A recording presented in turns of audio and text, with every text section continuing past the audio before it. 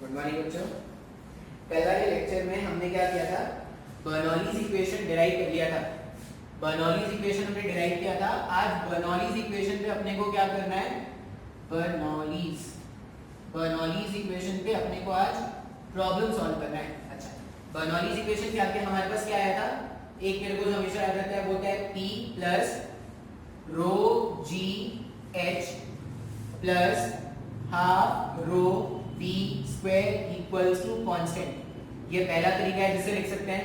Next में क्या करते थे, पूरे इक्वेशन को रो से डिवाइड कर दो, तो p अपॉन रो प्लस जी h plus v square upon 2, ये भी क्या हो जाएगा, कांस्टेंट हो जाएगा। ठीक है, पूरे यहाँ पे भी डेंसिटी से जब डिवाइड किया तो डेंसिटी क्या है, सिंस अपन इनकंप्रेसिबल लिक्विड के बारे में बात कर रहे हैं, डेंसिटी क्या है, कांस्टेंट है। अच्छा, नेक्स्ट हम अगर देखोगे, नेक्स्ट में क्या करते हैं, पूरे इक्वेशन को g से डिवाइड कर देते हैं, तो ये हो जाता है p upon rho g plus h plus v square upon 2g equals to constant. ऐसा कुछ बता दिया था। अब ये जो भी टर्म यहाँ पे आ रहा है ना थर्ड इक्वेशन में, ये सबका डायमेंशन ना लेंथ के डायमेंशन के बराबर होता है। इस वाले टर्म को क्या बोलते हैं, इस वाले टर्म को बोलते हैं प्रेशर हेड। बहुत बार क्वेश्चन में पूछा गया है कैलकुलेट द प्रेशर हेड। अगर प्रेशर हेड कैलकुलेट करना है तो सिंपली क्या करना है, प्रेशर डिवाइडेड बाय रो जी करना पड़ेगा। इसको क्या बोलते हैं, पोटेंशियल हेड। जैसे मैंने शायद कल बताया था, उसको क्या बोलेंगे, काइनेटिक एनर्जी हेड। ये सब ज्यादा नहीं पूछते, प्रेशर हेड बहुत ज्यादा पूछते हैं।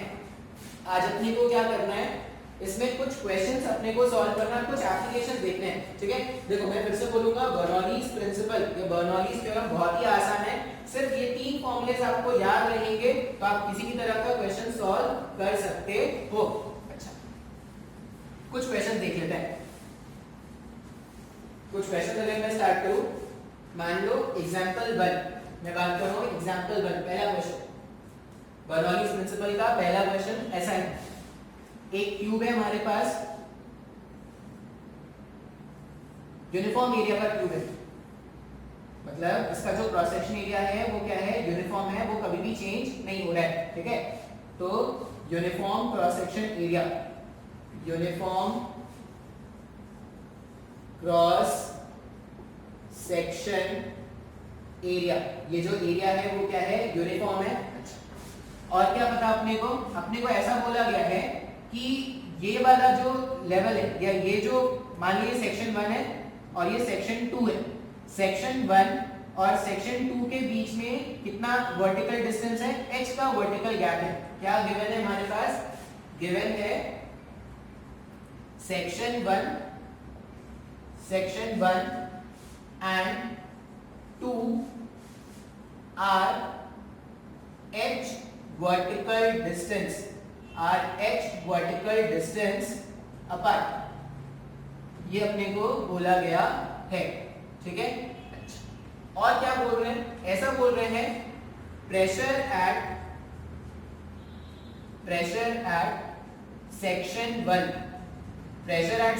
1 इज P1। ऐसा लिखा है कि if pressure at section 1 is P1, find the pressure at section 2। find the pressure at section 2। इतना कुछ अपने को पता था और हमने क्या करना है, क्वेश्चन को सॉल्व करना है। तो ट्राई करके देखते हैं। मैं क्या करूंगा, क्वेश्चन को नोट करेंगे, एक क्वेश्चन में बता देता हूँ कैसे सॉल्व करते हैं, उसके बाद से आप क्या करना, खुद से ट्राई कर सकते हो। बहुत ही आसान होता है बर्नौलीज प्रिंसिपल, कोई टेंशन की बात नहीं होती। देखो अपने को क्या करना है, बर्नौलीज इक्वेशन लिखना है। अब बर्नौलीज इक्वेशन जो बार बार अपन लिखेंगे वो क्या लिखेंगे, ये लिखना है अपने को, P plus rho g h plus half rho v square equals to constant. अगर ये पूरा टर्म कांस्टेंट है, मतलब सेक्शन 1 पे जो बर्नौलीज इक्वेशन होगा और सेक्शन 2 पे जो बर्नौलीज इक्वेशन होगा वो क्या होना चाहिए, सेम होना चाहिए ना, क्योंकि ये सब का सम हमेशा क्या आना चाहिए, कांस्टेंट आना चाहिए। यही तो अपन ने कल थ्योरम में देखा था। अच्छा, तो हम क्या करते हैं, applying Bernoulli's theorem to section 1 and 2, अप्लाइंग Bernoulli's theorem, applying Bernoulli's theorem to section 1 and 2। Section 1 पे अगर मैं अच्छा अभी क्या करते हैं, वो बर्नौलीज थ्योरम लिखने के लिए जैसे पोटेंशियल एनर्जी जब आप लिखते थे तो आपको एक रेफरेंस लेवल चाहिए होता था क्या? बर्नौलीज इक्वेशन लिखने के लिए भी आपको एक रेफरेंस लेवल चाहिए होगा। आप रेफरेंस लेवल कहीं भी मान सकते हो, आंसर पे चेंज नहीं आएगा। मान लो इसी को मैंने रेफरेंस लाइन मान लिया, ठीक है, ये मेरा क्या हो गया रेफरेंस लाइन, या इसको डेटम लाइन भी बोलते हैं, रेफरेंस लाइन या डेटम लाइन। अभी सेक्शन 1 पे अगर मेरे को बर्नौलीज इक्वेशन लिखना है, सेक्शन 1 पे प्रेशर कितना बताया गया था? सेक्शन 1 पे प्रेशर बताया गया था P1, तो यहाँ पे अपन ने लिख दिया P1, ठीक है, प्लस सेक्शन 1 जो है वो डेटम लाइन से h हाइट ऊपर है क्या? अगर सेक्शन 1 डेटम लाइन से h हाइट ऊपर है तो rho into g into h का टर्म आएगा क्या? Rho into g into h, plus speed वाला टर्म क्या लिखेंगे? हाफ रो v1 स्क्वायर, ऐसा लिखने वाले हैं क्या? स्पीड वाला term half rho v1 square. ये मुझे इक्वेट करना है सेक्शन 2 के बर्नौलीज इक्वेशन से, या सेक्शन 2 पे जो बर्नौलीज इक्वेशन से टर्म्स आएंगे उससे मुझे इक्वेट करना है। तो अपन क्या लिखेंगे? प्रेशर यहाँ का P2 ये तो मुझे कैलकुलेट करना है, प्लस डेटम लाइन से वो कितना ऊपर है? 0 ऊपर है क्या? तो रो इनटू g इनटू 0, ये डेटम लाइन से 0 ऊपर था तो rho into g into 0 plus half rho v2 square, लिख सकते हैं क्या ऐसा? अब एक चीज आपको ध्यान से देखो, ये वाला टर्म तो 0 हो गया, इसके बारे में सोचना ही नहीं, ये टर्म 0 हो गया। एक चीज आपको ध्यान से देखना था, क्या? बर्नौलीज इक्वेशन, मतलब जब भी क्वेश्चन आएंगे ना लिक्विड फ्लो वाले क्वेश्चन होंगे तो सिर्फ दो इक्वेशन अपने को जानने हैं, एक तो बर्नौलीज इक्वेशन और दूसरा अपने को जानना है इक्वेशन ऑफ कंटिन्यूटी। अब बर्नौलीज इक्वेशन और इक्वेशन ऑफ कंटिन्यूटी जानने के लिए, इक्वेशन ऑफ कंटिन्यूटी अगर मैं यहाँ पे लिखता, मान लो इस वाले सेक्शन पे इक्वेशन ऑफ कंटिन्यूटी लिखूं, तो अगर यहाँ पे एरिया A1 है तो यहाँ पे भी एरिया A1 होगा क्या? क्योंकि थ्रू आउट सेम यूनिफॉर्म को क्रॉस सेक्शन रखना है। अच्छा, अब अगर यहाँ पे जितना एरिया है, यहाँ पे जितना एरिया है उतना ही एरिया यहाँ पर है, इसका मतलब जितना v1 यहाँ पे होगा या जितना वेलोसिटी यहाँ पे होगा उतना ही वेलोसिटी यहाँ पे भी होगा क्या? क्योंकि a1 v1 a2 v2 भी इक्वल होना चाहिए, और a1 a2 खुद इक्वल है अगर, तो v1 v2 भी इक्वल हो जाएंगे क्या? जब भी यूनिफॉर्म पाइप होता है, मैंने तुमको यूनिफॉर्म फ्लो वाले केस में ऐसे तो बताया था ना कि अगर पाइप यूनिफॉर्म है तो जितने वेलोसिटी से एंटर करेगा उतनी ही वेलोसिटी से बाहर भी जाएगा। इसका ये मतलब है हाफ रो v1 स्क्वायर वाला टर्म और हाफ रो v2 स्क्वायर वाला टर्म ये भी कैंसिल हो गया। अब जो भी बचा हुआ टर्म है उसको अरेंज करके लिख दो। दैट इंप्लाइज P2 जो प्रेशर मुझे फाइंड करना था वो हो जाएगा P1 प्लस रो GH। ये हमारे पास क्या हो गया? P2 का वैल्यू हो गया जो मुझे कैलकुलेट करना था। आई होप ये तुमको एग्जांपल नंबर 1 समझ में आया होगा। बहुत ही आसान है भाई, तुम विश्वास रखो, बर्नौलीज इक्वेशन के क्वेश्चन बहुत ही आसान होंगे। जब भी लिक्विड फ्लो कर रहा है बर्नौलीज इक्वेशन यूज करना है और सिर्फ दो इक्वेशन लिखने हैं अपने को। कौन कौन से? एक इक्वेशन अपन लिखेंगे बर्नौलीज थ्योरम और दूसरा इक्वेशन अपन लिखेंगे इक्वेशन ऑफ कंटिन्यूटी। सारे के सारे इक्वेशन इसी में सॉल्व हो जाएंगे। हो सकता है किसी किसी क्वेश्चन में थोड़ा ज्यादा मैथ्स लगाना पड़े, लेकिन कंसेप्ट इतना ही है। ठीक है, इसको रब कर देता हूं। नेक्स्ट क्वेश्चन में क्या करूंगा? नेक्स्ट क्वेश्चन में जो बताऊंगा मैं आपको बोलूंगा कि मैं क्वेश्चन लिख देता हूं, आप क्वेश्चन को खुद से ट्राई करना। क्वेश्चन को खुद से ट्राई करना। बस क्या करना है, दो सेक्शंस आपको लेने हैं और दो सेक्शंस में आपको बर्नौलीज इक्वेशन लिख देना है। ये बिल्कुल वो जो लोअर क्लासेस में क्वेश्चन करते थे ना कि यहाँ का पता है तो वहां का ढूंढो, ठीक है, वैसा ही क्वेश्चन है। तो ये बचपन के दिन तुमको याद दिलाए जा रहे हैं, ऐसा कंसेप्ट पढ़ाया गया है कि तुम्हारे बचपन तुमको याद आ गया। क्वेश्चन देखो कैसा है, ये एक सरफेस है और ये सरफेस पे क्या है ना, लिक्विड फ्लो कर रहा है, बेयर लिक्विड फ्लो कर रही है, फ्लो कर रही है, फ्लो कर रही है, फ्लो कर रही है, तो स्पीड से फ्लो कर रही होगी। कितने स्पीड से फ्लो कर रही है?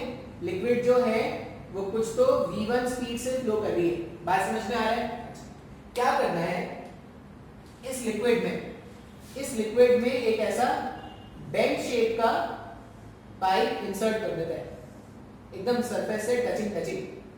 हमने क्या कर दिया, एक बेंड शेप का पाइप ऐसे इंसर्ट कर दिया एकदम सरफेस से टचिंग, ठीक है, और ये ऐसे ऊपर क्लोज हो रहा है और जहां पे ये क्लोज हो रहा है ना वहां पे एक छोटी सी ओपनिंग है, ठीक है, जहां पे ये क्लोज हो रहा था वहां पे एक छोटी सी ओपनिंग है, ठीक है। अच्छा, क्या बोला गया है कि ये जो सरफेस के ऊपर इसका हाइट है वो कितना है, h0 का हाइट सरफेस के ऊपर है। बात समझ में आ रहा है? अच्छा, अब अगर ये v1 स्पीड से एंटर कर रहा था तो ये लिक्विड क्या करेगा, इसमें ऊपर चढ़ना स्टार्ट करेगा। क्वेश्चन में पूछा गया है फाइंड, अच्छा इसमें एरिया ऑफ क्रॉस सेक्शन भी पता है अपने को, क्या क्या पता है, इसका एरिया ऑफ क्रॉस सेक्शन कितना है, कैपिटल ए, और ये जो ओरिफिस, ये जो स्मॉल सी ओपनिंग होती है उसको बोलते हैं ओरिफिस, ठीक है। ये जो स्मॉल सी ओपनिंग है इसको क्या बोलते हैं, ओरिफिस। ये जो ओरिफिस है, इस ओरिफिस का क्रॉस सेक्शन एरिया कितना है, ए, ठीक है। सब सेंटीमीटर स्क्वायर, मीटर स्क्वायर समझ लो, जो भी है प्रॉपर यूनिट्स में दे रखे हैं, तो यूनिट्स का चक्कर नहीं खेलना अपने को। अब क्या पूछा गया है, फाइंड द, क्वेश्चन पूछा गया है फाइंड द वेलोसिटी, स्पीड लिख लो कोई प्रॉब्लम नहीं है, फाइंड, ठीक है। तो इस क्वेश्चन में क्वेश्चन क्या लिखा हुआ है, क्वेश्चन ऐसा है, find the velocity with which liquid will come out of the orifice. ये क्वेश्चन है, ये सब मैंने आपको डिटेल बता दिया क्वेश्चन का। ओरिफिस का एरिया कितना है, स्मॉल ए, इस ओरिफिस में से लिक्विड किस रेट से, किस वेलोसिटी से बाहर आएगा, ये अपने को कैलकुलेट करना है। अब कैसे सॉल्व करेंगे, लिक्विड फ्लो कर रहा है क्या, फ्लोइंग लिक्विड के क्वेश्चन है, मतलब फिर से दो इक्वेशन लिखने हैं, कौन कौन से, इक्वेशन ऑफ कंटिन्यूटी और इक्वेशन बर्नौलीज थ्योरम। मान लो ये सेक्शन 1 है, ये सेक्शन 1 है, और ये जो ओपनिंग है, जस्ट ओपनिंग के पास के बारे में बात करें, ये क्या है, सेक्शन 2 है, ठीक है। अब सबसे पहले लिखते हैं equation of continuity, from equation of continuity A, मान लो यहाँ पे जो स्पीड, यहाँ पे, अब यहाँ पे लिक्विड किस स्पीड से एंटर कर रहा है, v1 स्पीड से एंटर कर रहा है, तो यहाँ पे ऐसा लिखेंगे ना, a v1 equals to small a v2। ये v2 क्या है, v2 वो वेलोसिटी है, v2 वो वेलोसिटी है जिससे लिक्विड बाहर निकलने वाला है, वही तो अपने को कैलकुलेट करना है। तो यहां से अगर मैं v2 का वैल्यू कैलकुलेट करूं तो v2 का वैल्यू कितना आ जाएगा, v2 का वैल्यू आ जाएगा, v2 नहीं आ गया, v2 का वैल्यू हो जाएगा a v1 divided by small a।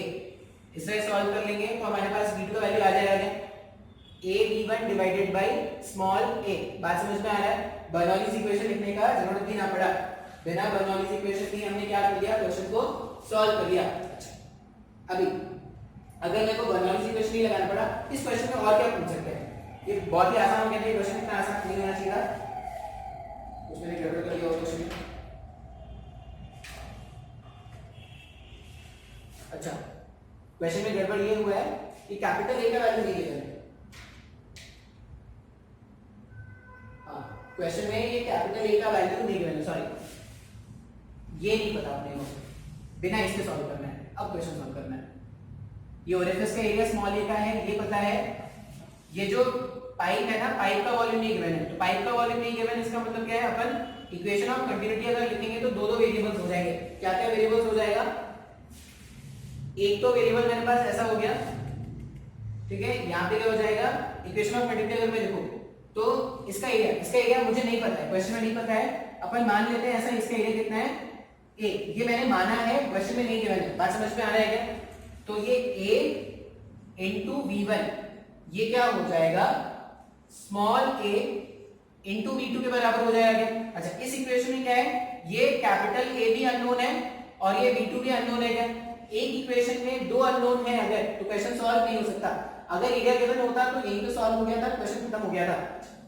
अब मुझे क्या करना है, अगर एक इक्वेशन और लिखना है तो एक Equation और कहां से लिखेंगे, तो बर्नौलीज प्रिंसिपल से एक और इक्वेशन लिखेंगे। कैसा इक्वेशन है वो देखो, अब क्या लिखते हैं, applying Bernoulli's principle, applying Bernoulli's principle. अगर मैं बर्नौली प्रिंसिपल यूज करूं कहां पे, सेक्शन 1 और सेक्शन 2 पे, फिर से रेफरेंस लाइन किसको मान लेते हैं, सेक्शन 1 को ही रेफरेंस लाइन मान लेते हैं। देखो रेफरेंस लाइन टोटली डिपेंड करता है कि तुम किधर मानना चाहते हो। ये मैंने मान लिया, ये मेरा रेफरेंस लाइन है। अगर ये मेरा रेफरेंस लाइन है तो सबसे पहले प्रेशर, ये एटमॉस्फेयर, ये सरफेस को एकदम टचिंग है क्या, अगर ये सरफेस को टचिंग है इसका मतलब क्या है, गेज प्रेशर यहाँ पे नेग्लिजिबल होगा।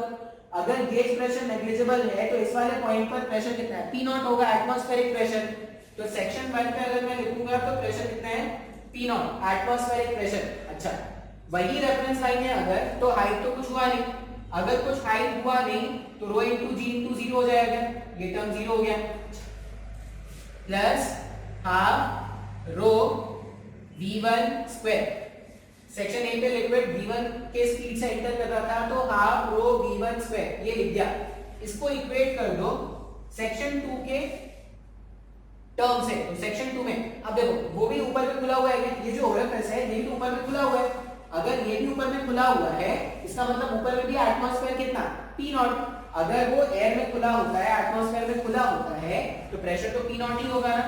तो यहाँ पे भी अपन टर्म क्या लिखेंगे P नॉट, अपन टर्म लिखेंगे P नॉट प्लस। अच्छा, रेफरेंस लाइन से कितना ऊपर है, रेफरेंस लाइन से वो जो ओरिफिस है वो H नॉट ऊपर है क्या। अगर रेफरेंस लाइन से H नॉट ऊपर है तो rho into G into H naught plus half rho V2 square, half rho V2 square. ये V2 का वैल्यू अपने को निकालना है भाई साहब। ये P नॉट से ये P नॉट गायब कर सकते हैं क्या।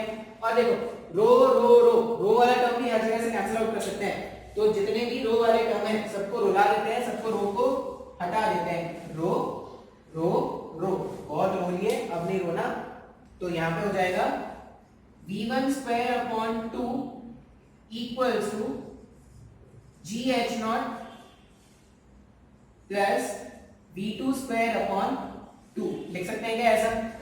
अब यहां से सिंपलीफाई करके और v2 का वैल्यू निकाल देते हैं। तो v2 का वैल्यू कैसे निकालेंगे, पूरे इक्वेशन को 2 से मल्टीप्लाई कर देते हैं और उसको इधर भेज देते हैं। तो ये हो जाता v1 square minus 2gh naught, v1 square minus 2gh naught equals to v2 square हो जाएगा।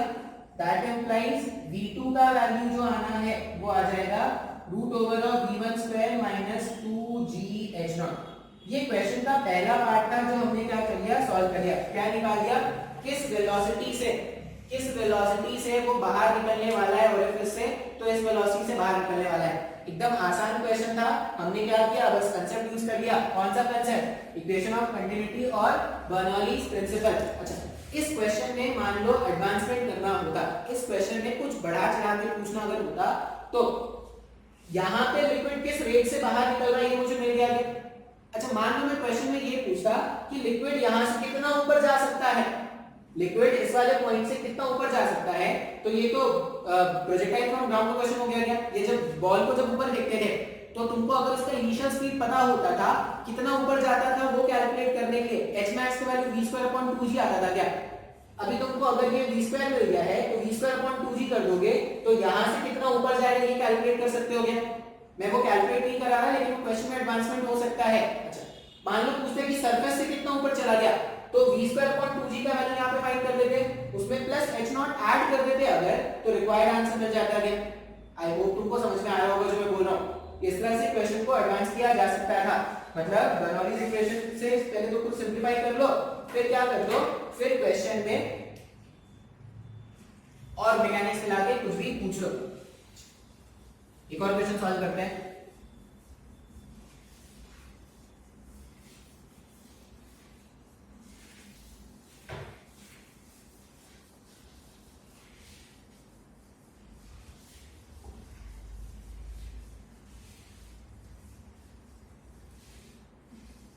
देखो फ्लूइड में अगर बताऊं तो फ्लूइड बहुत ही आसान चैप्टर है भाई।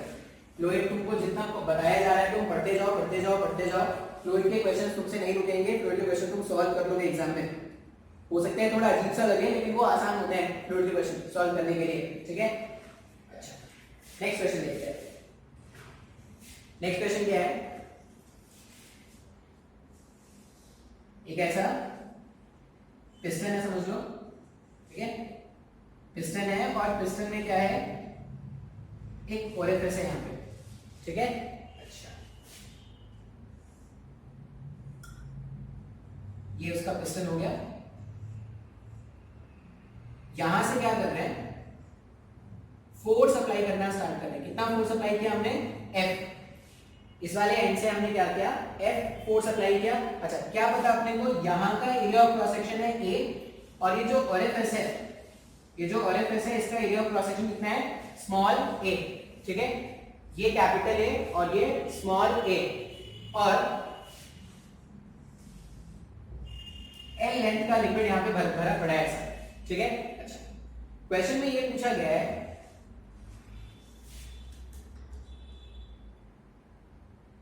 Find the velocity. क्वेश्चन में क्या पूछा गया है? Find the velocity with which the piston will move forward। ये क्वेश्चन में पूछा गया है, ठीक है। Find the velocity with which the piston will move forward. ये नहीं पूछा गया है कि भाई कितने स्पीड से इसमें से लिक्विड बाहर निकला है, ये नहीं पूछा है। ये पूछ रहा है कि पिस्टन कितने स्पीड से आगे बढ़ रहा है, पिस्टन जो है वो कितने स्पीड से आगे बढ़ रहा है, ये पूछा गया है। ऐसा मान लेते हैं कि पिस्टन कुछ v1 स्पीड से आगे बढ़ रहा है और लिक्विड जो है वो कुछ तो v2 स्पीड से बाहर निकल रहा है, ऐसा मान लेते हैं। अब मेरे पास दो वेरिएबल्स है ना, v1 भी अननोन है, v2 भी अननोन है। v1 v2 अगर दो अननोन, मतलब दो इक्वेशन लिखना पड़ेगा। अब दो इक्वेशन कौन कौन से होंगे? एक इक्वेशन होगा इक्वेशन ऑफ कंटिन्यूटी का। ये क्वेश्चन है, ये सॉल्व करना है अपने को। क्वेश्चन मैंने आपको बता दिया था इससे पहले वाले वीडियो में। क्वेश्चन क्या करना है अपने को, क्या क्या गिवन है। इसका क्रॉस सेक्शन एरिया ए है, ये स्मॉल ए है, इसमें पिस्टन का स्पीड कैलकुलेट करना था। तो ऐसा मान लेते हैं कि पिस्टन जो है वो कुछ तो v1 स्पीड से क्या कर रहा है, आगे की तरफ मूव कर रहा है, और लिक्विड जो बाहर निकलेगा वो क्या होगा, कुछ तो v2 स्पीड से बाहर निकलने वाला है। अच्छा, फिर इसमें जो फोर्स अप्लाई है वो कितना है, स्मॉल एफ, कैपिटल एफ का फोर्स अप्लाई किया गया है, और इसका जो लेंथ बताया गया था वो कितना है, एल। अच्छा, फिर से इक्वेशन को सॉल्व करने, मतलब क्वेश्चन को सॉल्व करने के लिए अब मेरे पास दो वेरिएबल, क्या, मुझे v1 भी नहीं पता और मुझे v2 भी नहीं पता। मुझे v1 भी नहीं पता, v2 भी नहीं पता, मतलब क्या करना पड़ेगा, मुझे दो इक्वेशन लिखने पड़ेंगे। पहला इक्वेशन अपन कहां से लिखेंगे, इक्वेशन ऑफ कंटिन्यूटी से। अगर इक्वेशन ऑफ कंटिन्यूटी से अगर मैंने पहला इक्वेशन लिखा तो क्या हो जाएगा, a into v1, इस वाले पॉइंट पे a into v1 है और वहां पे हो जाएगा स्मॉल a into v2। अब मुझे ये v2 तो फाइंड नहीं करना ना, मुझे v2 फाइंड नहीं करना, मतलब मुझे v2 एलिमिनेट करना है। ये v2 को मैं क्या लिख सकता हूं, av1 divided by small a, ऐसा लिख सकते हैं क्या, av1 divided by small a। अच्छा, अभी नेक्स्ट इक्वेशन लिखना है। नेक्स्ट इक्वेशन कहां से लिखेंगे, नेक्स्ट इक्वेशन अपन लिखेंगे बर्नौलीज प्रिंसिपल से। बर्नौलीज प्रिंसिपल 1 के लिए और 2 के लिए, दोनों के लिए मुझे बर्नौलीज प्रिंसिपल लिखना है। 1 के लिए अगर मैं देखो 1 पे अगर मैं प्रेशर के बारे में बात करूं तो एक तो एटमॉस्फेरिक प्रेशर है P0, दूसरा ये जो फोर्स है ये भी प्रेशर अप्लाई कर रहा है क्या। तो इस वाले पॉइंट पे जब मैं प्रेशर लिखूंगा तो P0 तो मुझे लिखना ही है, P0 प्रेशर तो मुझे लिखना है, साथ ही साथ इस वाले फोर्स ने जो प्रेशर जनरेट किया वो भी मुझे मेंशन करना पड़ेगा। तो प्रेशर को अपन क्या लिखते हैं, force per unit cross section area लिखते हैं क्या, तो डिवाइडेड बाय a हो जाएगा, प्लस इसी को अगर मैंने रेफरेंस लाइन मान लिया तो हाइट का तो कोई टेंशन है नहीं, तो हाइट वाला टर्म इधर भी नहीं लिखना पड़ेगा और हाइट वाला टर्म उधर भी नहीं लिखना पड़ेगा। स्पीड वाला टर्म अगर लिखेंगे तो हाफ रो v1 स्क्वायर, ये स्पीड वाला टर्म मैंने लिख दिया, हाफ रो v1 स्क्वायर। इसको मुझे इक्वेट करना है सेकंड सेक्शन के जो एनर्जी पर यूनिट वॉल्यूम के टर्म्स आते हैं उससे। अब सेकंड वाले सेक्शन में अगर देखो ओरिफिस अभी भी एटमॉस्फेयर में ओपन है, अगर ओरिफिस अभी भी एटमॉस्फेयर में खुला हुआ है तो उसका प्रेशर कितना हो जाएगा, उसका प्रेशर अभी भी P0 हो जाएगा, प्लस रोजी एच वाला टर्म तो आएगा नहीं क्योंकि वो भी रेफरेंस लाइन पे अलोंग है। सेकंड टर्म आएगा स्पीड वाला जो होगा हाफ रो v2 स्क्वायर। अब मुझे ना v2 नहीं चाहिए, मुझे v2 नहीं चाहिए, मुझे सिर्फ v1 चाहिए अपनी इक्वेशन में। v2 को मैं यहां से एलिमिनेट कर सकता हूं क्या। अच्छा, एक और काम किया जा सकता है, ये P0 P0 दोनों जगह मुझे दिख रहे हैं, ये P0 P0 दोनों जगह अगर दिख रहे हैं तो ये P0 को इस P0 से गायब किया जा सकता है क्या। अगर P0 P0 आपस में गायब हो गए तो यहाँ पे क्या हो जाएगा, force per unit area plus half rho v1 square equals to, यहाँ पे आ जाएगा हाफ रो v2 स्क्वायर। अच्छा, v2 स्क्वायर के प्लेस में इसका वैल्यू सब्स्टिट्यूट कर दो, इसका वैल्यू सब्स्टिट्यूट करोगे तो a square v1 square divided by small a का स्क्वायर। अच्छा, मुझे v1 ढूंढना है, तो सारे v1 वाले टर्म को एक साथ रख देते हैं। अगर सारे v1 वाले टर्म को एक साथ रख दे तो ऐसा लिखेंगे क्या, f upon a equals half rho v1 square वाले टर्म को अगर मैं इधर भेज दूं ना तो दोनों से अपन क्या कर सकते हैं, half rho v1 square, half rho v1 square यहां पे भी है, हाफ रो v1 स्क्वायर यहां पे भी है, दोनों को मैंने कॉमन बाहर निकाल दिया अगर, तो यहां पे बचेगा a square upon small a square minus 1। इसको सिंपलीफाई कर लो, इसको जब सिंपलीफाई करोगे तो 2 को इधर भेज दो, रो को इधर भेज दो, तो twice of f divided by rho a equals to v1 square. इसको और अच्छे से क्या लिख सकते हैं, ऐसा लिख सकते हैं क्या, एलसीएम एलसीएम के लेने के बाद a square divided by a square arrange कर लो, तो v1 स्क्वायर हो जाएगा 2f a square divided by rho a square minus small a square. बस अपना आंसर क्या हो जाएगा, ये v1 स्क्वायर है अगर तो रूट ओवर लगा दो, ये v1 हो जाएगा। आसान क्वेश्चन है क्या, तो तुम देख लो बर्नौलीज के जितने भी प्रॉब्लम अपन सॉल्व करेंगे ना यही करना है भाई, दो इक्वेशन लिखना है, इक्वेशन ऑफ कंटिन्यूटी और बर्नौलीज थ्योरम, दोनों से इक्वेशन लिखो, सिंपलीफाई करो, सॉल्व करो, आंसर आ जाएगा। ये नोट हुआ है ना, रिकॉर्ड हुआ है, ठीक है। अच्छा अभी कुछ एप्लीकेशंस देखते हैं, थ्योरेटिकल एप्लीकेशंस पहले आज देख लेते हैं, आज थ्योरेटिकल एप्लीकेशंस देख लेते हैं, फिर मुझे लगता है एक और लेक्चर देना पड़ेगा इसमें, वेंचुरीमीटर, पाइथन ट्यूब, ये सब बताने में एक और लेक्चर लग जाएगा।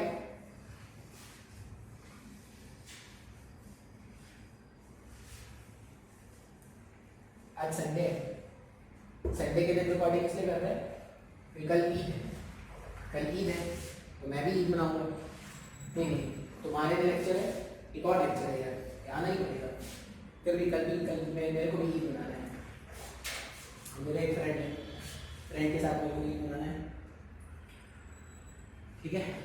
तो मैं तो इसलिए आज सोच के आ गया कि भाई कल नहीं आना पड़ेगा, छोड़ो कल ही आएगा, क्या यार बैठे एग्जीक्यूशन भी करेगा। अच्छा अब कुछ एप्लीकेशन होते हैं, एप्लीकेशन क्या है, सबसे पहले एप्लीकेशन बताते हैं मैग्नस इफेक्ट।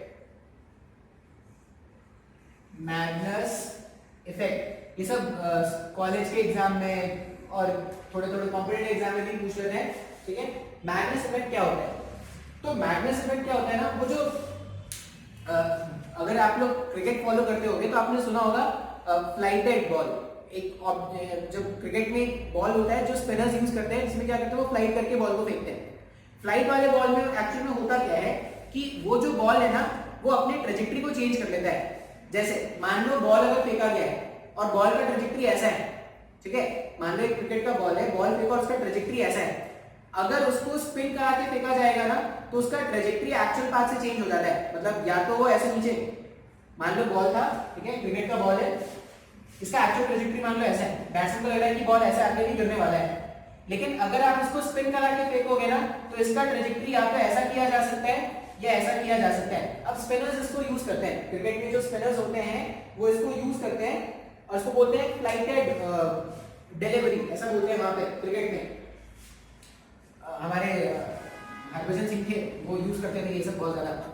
अब मेरे को नहीं पता उसको मैग्नेस इफेक्ट पता था या नहीं, लेकिन वो यूज तो करता था। अब देखो मैग्नेस इफेक्ट में होता क्या, मान लो एक क्रिकेट का बॉल है, इसको मैंने क्या किया है, चलाया भी है आगे, मैंने इसको ऐसे किया है, इसको मेरे को आगे भी फेंकना है और इसको स्पिन भी कराना है, ठीक है। ये जो क्रिकेट का बॉल था इसको मैंने ऐसे आगे फेंका भी है और कैसे फेंका है, इसको घुमा के आगे फेंका है, तो ये क्या कर रहा है कि ऐसे घूम रहा है, ठीक है, ऐसे घूम जुगू ऐसे घूम के जा रहा है, ऐसे ऐसे ऐसे ऐसे ऐसे घूम के जा रहा है, ठीक है। कुछ तो गड़बड़ है यार, एसीपी प्रद्युमन उसको भी स्पिन आती है, वो भी स्पिन करा लेता है। पहले वो क्रिकेट खेलता था, लगान की टीम में था वो, कचरा से, पता नहीं क्या बोल रहा हूँ, छोड़ो। तो हमने क्या किया, हमने जो क्रिकेट का बॉल था उसको एक तो उसके सेंटर ऑफ मास को कुछ स्पीड दिया है, v स्पीड दिया है, और साथ ही साथ क्या कर दिया, उसको कुछ ओमेगा स्पीड से घुमा भी दिया, ओमेगा एंगुलर स्पीड भी घुमा दिया। अच्छा अभी बिकॉज ऑफ दिस घूमना, इस घूमने के कारण जो बॉल का ऊपर वाला पॉइंट है, तुमको प्योर रोलिंग प्योर रोटेशन ऐसा कुछ याद होगा अभी भी, अब ऊपर वाला जो पॉइंट है, बॉल का जो ऊपर वाला पॉइंट है, इसका स्पीड अगर मैं लिखूं ना तो बॉल के ऊपर वाले पॉइंट का स्पीड देखो क्या लिखेंगे, एक तो ट्रांसलेशन के कारण इसको स्पीड v मिल रहा है, दूसरा घूमने के कारण इसका रेडियस कितना था r, घूमने के कारण इसको r ओमेगा का भी स्पीड मिला गया। ट्रांसलेशन के कारण v आगे और घूमने के कारण r ओमेगा का स्पीड आगे। अच्छा, जो बॉटम वाला पॉइंट है, जो बॉटम वाला पॉइंट है, अगर मैं उसके बारे में बात करूं, बॉटम वाले पॉइंट के बारे में अगर बात किया जाए ना, तो ध्यान से देखना, आगे के कारण इसको एक स्पीड मिला, आगे के कारण इसको एक स्पीड मिला v का, और घूमने के कारण r ओमेगा इधर हो जाएगा, मतलब इधर जो स्पीड होगा वो क्या हो जाएगा, v माइनस r ओमेगा, ऐसा कुछ होगा क्या? अच्छा, अभी बॉल का खुद का जो हाइट है, या खुद का जो साइज होता है, डायमीटर कितना होता है, बहुत ज्यादा तो होता नहीं, बहुत ज्यादा नहीं होता, इसका मतलब रेफरेंस लाइन से जितना ये ऊपर होगा, रेफरेंस लाइन से उतना ही ये ऊपर होगा ना, ऐसा मान सकते हैं, हाँ या ना? तो जो बर्नौलीज इक्वेशन का टर्म था P plus rho g h, या ऐसा लिख दो P1 rho g H1 plus half rho V1 square equals to P2 plus rho g H2 plus half rho V2 square, लिख सकते हैं क्या ऐसा? अब ये रो जी H1 और ये रो जी H2 का टर्म को ना मैं कैंसिल कर देता हूं, क्यों? क्योंकि हाइट के कारण ज्यादा वेरिएशन आ नहीं रहा। अच्छा, अभी ध्यान से देखना, मेरे पास टर्म आ गया P1 plus half rho V1 square, ये इक्वल होना है P2 plus half rho V2 square के, इसके इक्वल होना है क्या? अब अगर यहां पे देखा जाए, मैं लिख रहा हूं, मान लो ये मेरे पास सेक्शन 1 है और ये सेक्शन 2 है, ध्यान से देखना, सेक्शन 1 और सेक्शन 2 अगर आप कंपेयर करोगे ना, सेक्शन 1 और सेक्शन 2, सेक्शन 1 का वेलोसिटी ज्यादा है क्या? अगर सेक्शन 1 का वेलोसिटी ज्यादा है सेक्शन 2 के कंपैरिजन में, और P1 प्लस ये टर्म ये इक्वल होना है P2 प्लस इस टर्म के, हमने क्या देखा है इस वाले डायग्राम के हिसाब से, V1 का वैल्यू V2 से बड़ा आ रहा है क्या? अगर V1 का वैल्यू V2 से बड़ा आ रहा है, ये पूरे स्टेटमेंट को इक्वल्स टू होल्ड करना है, इसका मतलब P2 का value must be greater than P1, ऐसा होना चाहिए क्या? समय को नहीं समझ में आया? अगर V1 is greater than V2, इसका मतलब इस इक्वल टू को सैटिस्फाई करने के लिए P2 का वैल्यू P1 से ज्यादा होना पड़ेगा क्या? अगर P2 का वैल्यू P1 से ज्यादा चाहिए, अगर P2 का वैल्यू P1 से ज्यादा चाहिए, इसका मतलब यहाँ पे जो प्रेशर है, अब कौन सा प्रेशर ज्यादा हो गया? P2 वाला जो प्रेशर है, नीचे से जो प्रेशर आ रहा है, ठीक है, डायग्राम को मैं खाली कर दूं, अगर यहाँ पे प्रेशर P2 आ रहा है, यहाँ पे प्रेशर P2 है और यहाँ से प्रेशर P1 आ रहा है, अब यहाँ का प्रेशर कम और यहाँ का प्रेशर ज्यादा, तो जो ऑब्जेक्ट पहले ऐसे जाने वाला था, अब वो क्या करेगा, वो ऊपर लिफ्ट करने की टेंडेंसी रख रहा है। अगर डाउनवर्ड प्रेशर ज्यादा हो गया तो जो ऑब्जेक्ट पहले ऐसे गिरने वाला था, अब वो क्या करेगा, ऐसा जाके गिरेगा। तो यही होता है मैग्नस इफेक्ट। मैग्नस इफेक्ट में क्या याद रखना है, because of spinning of the ball, ठीक है, because of spinning of the ball pressure difference is created between the two surface of the ball. ये तुमको लिखना है जो मैं बता रहा हूं। When a ball is thrown, when a ball is thrown with, या when a spinning ball is thrown, ऐसा लिख लेना, when a spinning ball is thrown pressure difference is created between the top and the bottom surface. Because of the top and bottom surface, the ball moves away from its normal trajectory. This effect is known as Magnus effect. अब ये Magnus नाम के scientist ने find किया था, तो इसलिए इसका नाम क्या है, मैग्नस इफेक्ट, ठीक है। मैग्नस एक आइसक्रीम आती है, मैग्नम, मैग्नम अच्छी होती है, ठीक है, कंपनी है शायद, तो मैग्नम आसान है क्या। अच्छा, मान लो अगर मैं इसमें ऐसा बोलता, मान लो स्पिनिंग इफेक्ट अगर ऐसा होता, ऐसा ऐसा, इसी में अगर स्पिनिंग इफेक्ट ऐसा होता तो इसका स्पीड कम हो जाता, इसका स्पीड ज्यादा हो जाता है, इसका स्पीड कम। अब हमेशा याद रखना, अगर मैं सेम हाइट की बात करूं ना, ये हमेशा याद रखना, फॉर सेम हाइट, जब अपन हाइट को कंसीडर नहीं करेंगे, for same height if pressure is more, that implies velocity will be less, and if velocity is more that implies pressure will be less. अब अगर ये स्पिनिंग इफेक्ट ऐसा होता तो यहाँ का स्पीड कम और यहाँ का स्पीड ज्यादा होता क्या, मतलब यहाँ का प्रेशर ज्यादा और यहाँ का प्रेशर कम, तो ये ऑब्जेक्ट जो है वो नीचे गिर जाता है। तो अभी भी अपने पाथ से डिविएट हो गया ना, तो मैग्नेस इफेक्ट के कारण क्या होता है, जो स्पिनिंग बॉल होता है वो अपने पाथ से डिविएट हो जाता है। ये डायग्राम बनाना है और ये रिलेशन भी लिखना है, ये सब याद रखने के होता है, कॉलेज के एग्जाम में पूछते हैं। और मैंने आपको बताया भी था कि आपको क्या लिखना है, समझाते समझाते मैंने आपको कुछ तो बताया था कि वो लिख लेना। अभी और एक इफेक्ट देखते हैं, शानदार इफेक्ट, झोपड़ी उड़ाओ इफेक्ट। ठीक है, बर्नौलीज प्रिंसिपल का एक और एप्लीकेशन, वाई डज द झोपड़ी उड़ जाना ड्यूरिंग सम। अभी वो साइक्लोन आया ना, क्या अम्फाम या क्या, तो एक साइक्लोन आया है। ठीक है, अब साइक्लोन का अगर तुम विजुअल देखोगे तो उसमें क्या होगा ना, वो जो लेड के वो जो टिन के शेड होते हैं वो उड़ जाते हैं। भारी तूफान में जो शेड के टिन होते हैं वो उड़ जाते हैं। ठीक है, और जो घर के खोपड़े होते हैं, वो झोपड़े होते हैं, वो भी उड़ जाते हैं। देखो कैसे, मान लो ये घर है, ठीक है, ये हमारा मेरे गांव का घर, मेरे गांव का घर विद दिस झोपड़ा। ठीक है, ये बचपन में ये डायग्राम बना देते थे, गांव पेड़ बना देते थे, यहाँ पे चंद्रमा बनाते, चंद्र में सूर्य बना देते थे, पक्षी ऊपर दिख रहे हैं बना देते थे, ये ऐसा, फिर ऐसा चिड़ियाएं उड़ रही हैं। ठीक है, फिर नदी नाला दिखा देते हैं, नदी तो होगा नहीं तुम्हारे गाँव में, नाला होगा तुम्हारे गाँव में, नाला, ये नाला बना दिया फिर नाला। ठीक है, शेगांव नाला, ये नाला बना दिया। ऐसा है, पेड़ वेड़ भी तुम्हारे में होंगे, तुम्हारे झाड़ियाँ होंगी, अभी क्या हो गया ना, तुम सुखी से अपने जीवन व्यतीत कर रहे थे, तूफान आ गया अचानक से। ठीक है, तूफान आ गया अचानक से। अब बिकॉज ऑफ दैट तूफान, ये जो तूफान आया है, तूफान क्या होता है, तूफान का स्पीड बहुत ज्यादा होता है। अगर तूफान का स्पीड बहुत ज्यादा है, जब तूफान का स्पीड कम था, मतलब जब नॉर्मल एयर फ्लो करता है, तो जितना एयर का स्पीड यहाँ पे है उतना ही एयर का स्पीड यहाँ पे है। क्या ऐसा बोल सकते हैं कि यहाँ पे भी प्रेशर एटमॉस्फेरिक है, यहाँ पे भी घर के अंदर भी प्रेशर क्या है, एटमॉस्फेरिक है, यहाँ पे भी पी नॉट, यहाँ पे भी पी नॉट, कोई टेंशन नहीं है, अपना झोपड़ा जो है वो एकदम आराम से रह रहा है, क्यों, यहाँ पे भी पी नॉट है, यहाँ पे भी पी नॉट है। अब क्या हुआ, सडनली आया साइक्लोन, ये तेज विंड आ रही है, खतरनाक वाली। कैसी विंड आ गई, खतरनाक विंड आ गई है, तूफानी विंड। अब ये तूफानी विंड के कारण क्या होगा, बिकॉज ऑफ दिस तूफानी विंड, यहां का जो स्पीड है, वो बढ़ जाएगा। अब अगर ये स्पीड बढ़ा, इसका मतलब जब भी स्पीड बढ़ता है तो क्या कम होता है, प्रेशर पी नॉट से कम हो जाएगा। अच्छा, घर के अंदर ऐसा कुछ हुआ था क्या, तूफान जो था वो घर के अंदर घुस गया था क्या, नहीं, तूफान घर के अंदर तो नहीं घुसा था। अब यहाँ का प्रेशर पी नॉट से कम, अब ये स्पीड बहुत ज्यादा हो जाता है, तूफान है तो स्पीड बहुत ज्यादा, अगर स्पीड बहुत ज्यादा मतलब प्रेशर बहुत ज्यादा कम हो गया है, यहाँ का प्रेशर पी नॉट और यहाँ का प्रेशर पी नॉट से बहुत कम, तो प्रेशर डिफरेंस के कारण ये झोपड़ा क्या हो जाता है, उड़ जाता है। तो यहाँ पे क्या है, कौन सा एप्लीकेशन है, blowing off the shed, blowing of the shed during cyclone,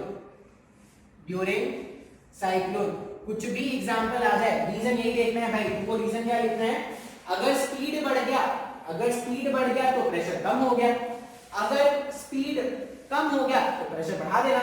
इस तरह से अपन क्या करेंगे, एग्जांपल सॉल्व करेंगे। तो ये मेरे पास बर्नौलीज का एग्जांपल, नेक्स्ट एग्जांपल देखते हैं, ये बहुत ज्यादा इंपॉर्टेंट होता है, बर्नौलीज का ही एप्लीकेशन है, वेंचुरी। ठीक है, वेंचुरी मीटर जो है, वेंचुरी मीटर का नाम है, वेंचुरी। और इसको क्या बोलते हैं, इसको ऐसा बोलते हैं, फ्लो मेजरिंग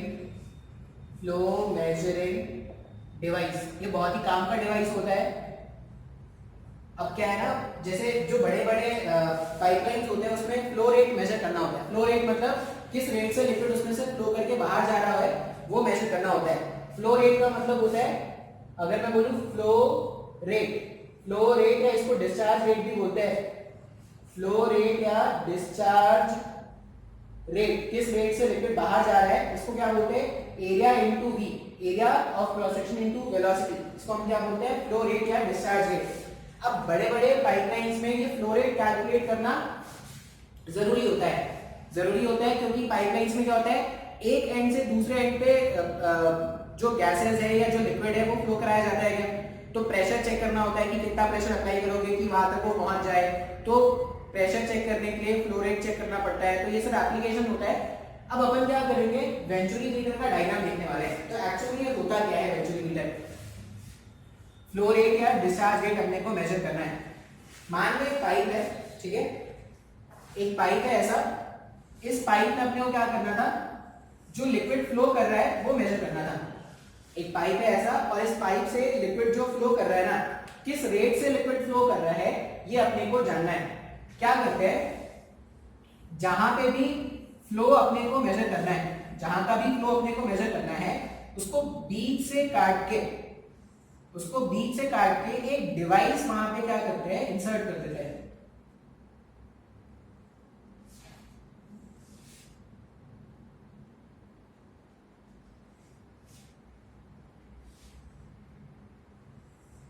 ठीक है, जो पाइप था ना, पाइप को जो पूरा कंटिन्यूअस पाइप था, उस पाइप को अपन ने क्या कर दिया, बीच से ऐसे कट करके एक ऐसा सिस्टम इंसर्ट कर दिया है। अब ये जो सिस्टम है इसको हम क्या बोलते हैं, वेंचुरी मीटर। अच्छा, और ये वेंचुरी मीटर में क्या होता है, ये वेंचुरी मीटर में एक मैनोमीटर भी कनेक्टेड होता है, ऐसे इस तरह से क्या होगा, एक मैनोमीटर भी कनेक्टेड होता है। बात समझ में आ रहा है। फिर अब ये जो वेंचुरी मीटर मैंने जो बनाया है वो क्या है, इसके इधर भी पाइप है, इसके इधर भी पाइप है, मैंने वेंचुरी मीटर बना लिया। अगर मुझे फ्लो रेट जानना है, फ्लो रेट जानना है, इसका मतलब क्या होगा, यहां का वेलोसिटी जानना पड़ेगा क्या। मान लो मैं ऐसा बोल रहा हूं कि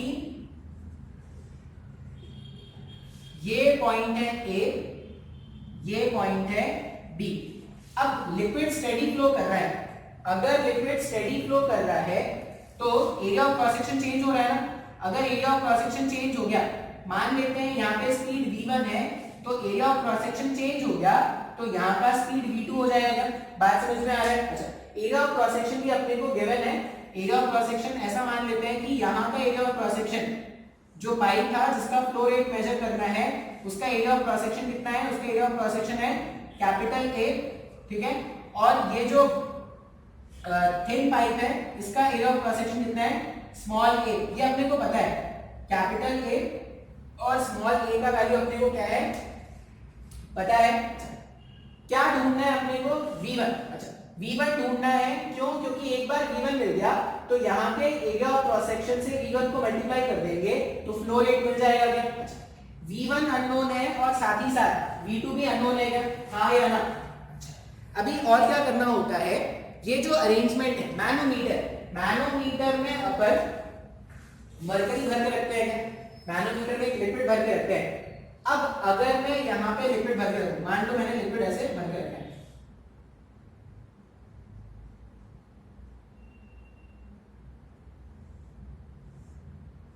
मैंने क्या किया है, ऐसा एक ब्लू लिक्विड भर के रखा है वैसे।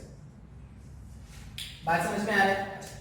जब लिक्विड इसमें फ्लो करेगा, अब ध्यान से समझना, ये लिक्विड अगर इसमें फ्लो करेगा तो इक्वेशन ऑफ क्वांटिटी के हिसाब से अगर आप सोचोगे ना, इसका एरिया ऑफ क्रॉस सेक्शन ज्यादा है मतलब v1 कम होगा, हाँ या ना।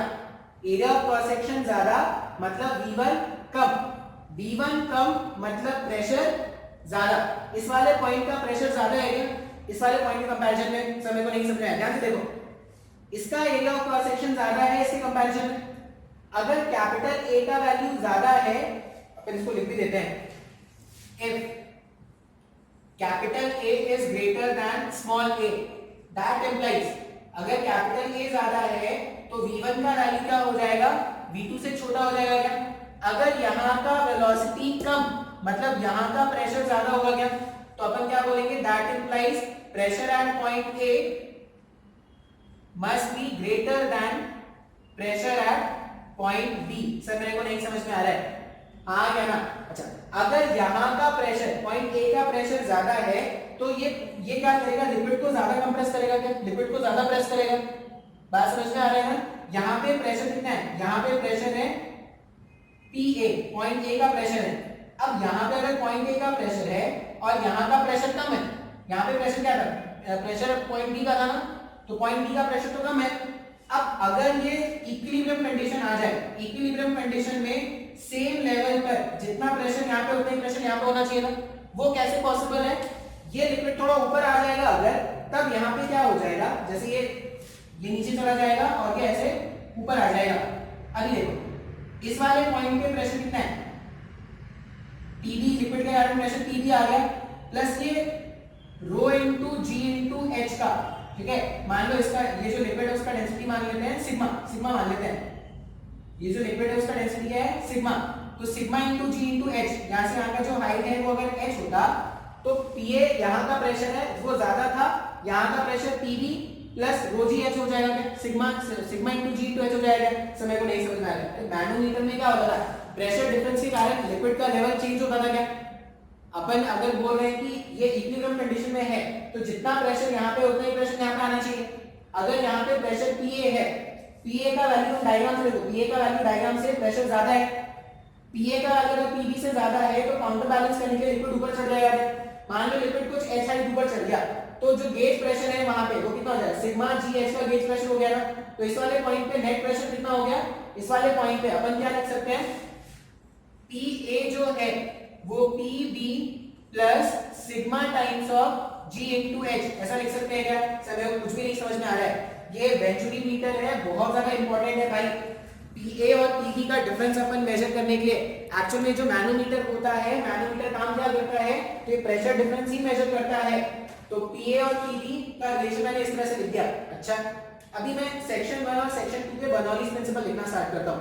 अभी ध्यान से देखो, पॉइंट A और पॉइंट B रेफरेंस लाइन से दोनों एक ही हाइट पे है क्या।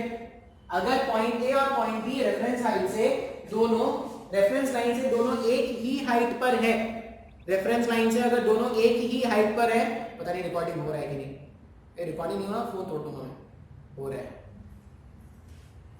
रेफरेंस लाइन से पॉइंट A और पॉइंट B दोनों एक ही हाइट पे है, तो रो इनटू जी इनटू एच वाला टर्म नहीं लिख के सिर्फ बाकी टर्म लिख देते हैं।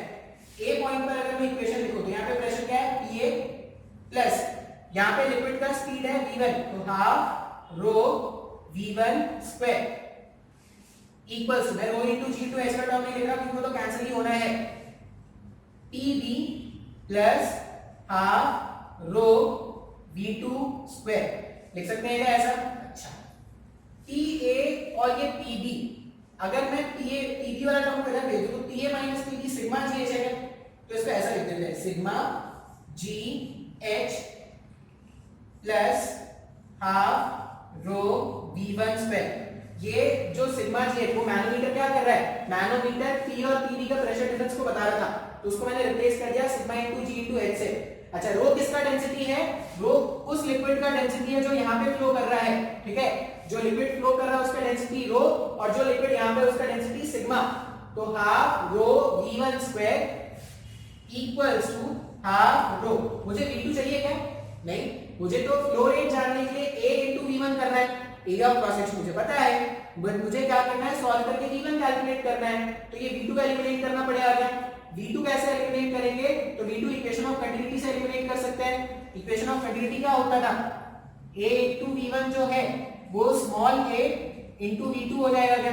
तो V2 के प्लेस में अगर मैं वैल्यू सब्स्टिट्यूट करूं तो ये हो जाएगा a square V1 square divided by small a square. अब इसको सॉल्व करते हैं। इसको सॉल्व करने के लिए क्या करना है, देखो बस इतना ही, बर्नौलीज इक्वेशन लिख दिया ना, अब थोड़ा बहुत सिंपलीफाई कर लेंगे, जो भी होगा वो अपना आंसर आ जाएगा। ध्यान से देखना कैसे सॉल्व करेंगे। ये वेंचुरी मीटर कॉलेज के एग्जाम में एक इंपॉर्टेंट क्वेश्चन होता है भाई, तो इसका डेरिवेशन भी इंपॉर्टेंट है। रो इनटू जी इनटू एच एक साइड रहने दिया, इस पूरे टर्म को अगर मैं उधर भेज दूं तो half rho V1 square upon common बाहर निकाल सकते हैं। हाफ रो V1 स्क्वायर अगर मैं कॉमन बाहर निकाल दूं तो यहां पे बचेगा a square upon small a square minus 1, ऐसे कुछ बच रहा है क्या, a square minus a square upon small a square minus 1। अच्छा मुझे V1 निकालना है यहां से, तो बाकी टर्म उधर भेज दो, 2 sigma g h divided by rho, ठीक है, डिवाइडेड बाय ये रो वाला टर्म इधर आ गया, ये a स्क्वायर भी ऊपर चला जाएगा और यहां पे आ जाएगा a square minus small a square, ये V1 स्क्वायर के बराबर आ गया क्या। अगर v1 स्क्वायर मिल गया, अगर अपने को v1 स्क्वायर मिल गया है तो यहां से v1 भी निकाल सकते हैं।